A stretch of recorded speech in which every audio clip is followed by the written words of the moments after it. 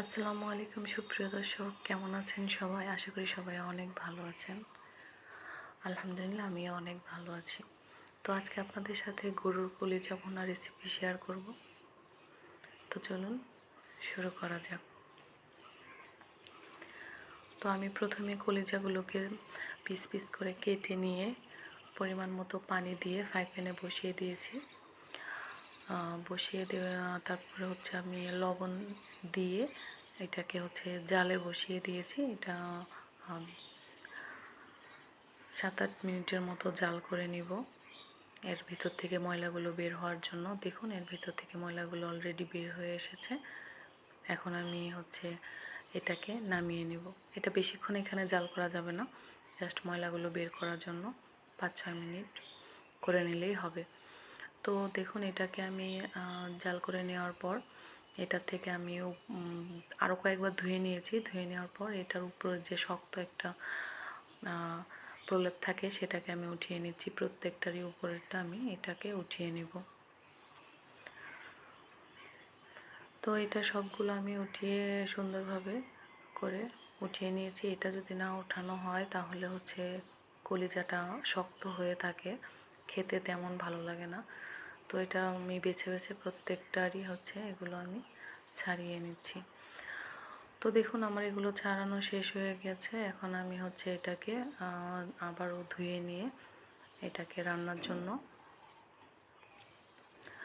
আমি নিয়ে নিব। তো তারপর দেখুন আমি এখন রান্নায় চলে আসছি। এখন আমি তেল দিয়ে নিলাম, তারপর পেঁয়াজ কুচি দিয়ে নিচ্ছি।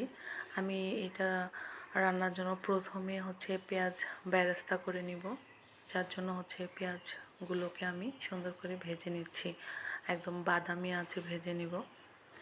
তো দেখুন আমি এটাকে একটু সময় নিয়ে ভাজতে করতেছি, যাতে এটা বাদামি কালার চলে আসে। তো দেখুন আমি বারবার করে এটাকে একটু নেড়ে চেড়ে দিচ্ছি, যাতে ভালোভাবে এটা বেরেস্তাটা হয়।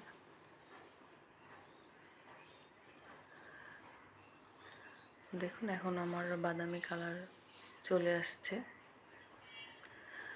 সুন্দরভাবে এটা আমার বাদামি কালার চলে আসছে। এখন এটাকে আমি নামিয়ে নিব। তো নামিয়ে নেওয়ার পর দেখুন আমি ফ্রাই প্যানে পেঁয়াজ, মরিচ, রসুন কুচি এগুলো দিয়ে নিয়েছি। তারপর আপনার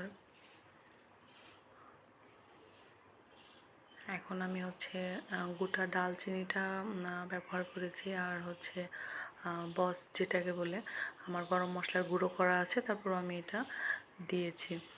তো দেখুন এখন আমি মরিচ গুঁড়ো, হলুদ গুঁড়ো, সজের গুঁড়ো আর পরিমাণ মতো লবণ দিয়ে নিয়েছি।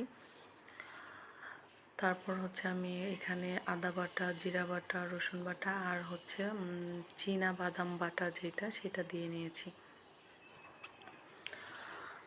তো দিয়ে আমি মশলাটাকে সুন্দরভাবে কষিয়ে নিচ্ছি। তো এখন আমি দিচ্ছি আমার গরম মশলার যে গুঁড়োটা করে রেখেছি আমি, সবসময় আমি ইউজ করি, আপনারা যারা আমার ভিডিও দেখেন অবশ্যই জানেন। তো দেখুন আমি ওই মশলাটা অ্যাড করে দেওয়ার পর সামান্য পানি দিয়ে নিয়েছি, যাতে পুড়ে না যায়। এই জন্য আমি সামান্য পানি দিয়ে মশলাটাকে সুন্দরভাবে কষিয়ে নিচ্ছি। দেখতে পাচ্ছেন মশলাটাকে সুন্দর কষিয়ে নিচ্ছি, সুন্দর একটা স্মেল আসতেছে। আসলে মশলা যত ভালো কষানো হবে রান্না আপনার তত পারফেক্ট হবে। তো দেখুন আমি মশলাটাকে আবার নেড়ে চেড়ে দিচ্ছি। দেখুন এখন আমার মশলা কষানোটা হয়েই গেছে অনেক সুন্দরভাবে। তো এখন আমি কলিজাগুলো দিয়ে নিচ্ছি, সাথে একটা আলু দিয়েছি, দিয়ে আমি নেড়ে চেড়ে নিব। নিয়ে আমি এটা ঢাকনা দিয়ে ঢেকে দিব। তারপর আমি ঢাকনা খুলে আবার নেড়ে চেড়ে দিব। দেখুন কি সুন্দরভাবে কলিজাটা ভাজা হয়েছে। দেখুন আমি এই অবস্থা এটাকে একটু বেশিক্ষণ ভেজে নিব। ভেজে নেওয়ার পর আমি এখানে পানি অ্যাড করে দিব। কষানোর জন্য আমি এখানে পানি অ্যাড করে দিব। তো দেখুন পানি অ্যাড করে দিয়ে আমি কষিয়ে নিয়েছি সুন্দরভাবে। এটা কষানো হয়েছে। দেখতেই পাচ্ছেন এখন আমি হচ্ছে পেঁয়াজ যে বেরেস্তা করে রেখেছিলাম এটা হচ্ছে আমি এখন দিয়ে নিব। বেরেস্তাগুলো দিয়ে আমি হচ্ছে এখন এটাকে আবার নেড়ে চেড়ে দিব। আর অবশ্যই আস্ত কয়েকটা রসুন ব্যবহার করার চেষ্টা করবেন। তো দেখুন বেরেস্তার সাথে এটা হচ্ছে আমি মিক্স করে নিয়েছি, সুন্দরভাবে মিক্স করে নিয়েছি।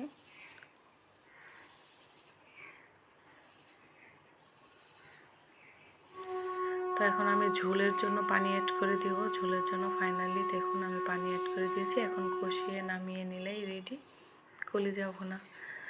দেখতেই পাচ্ছেন গাইজ কত সুন্দর দেখাচ্ছে এবং কি এটা আসলে অনেক টেস্ট হয়েছে।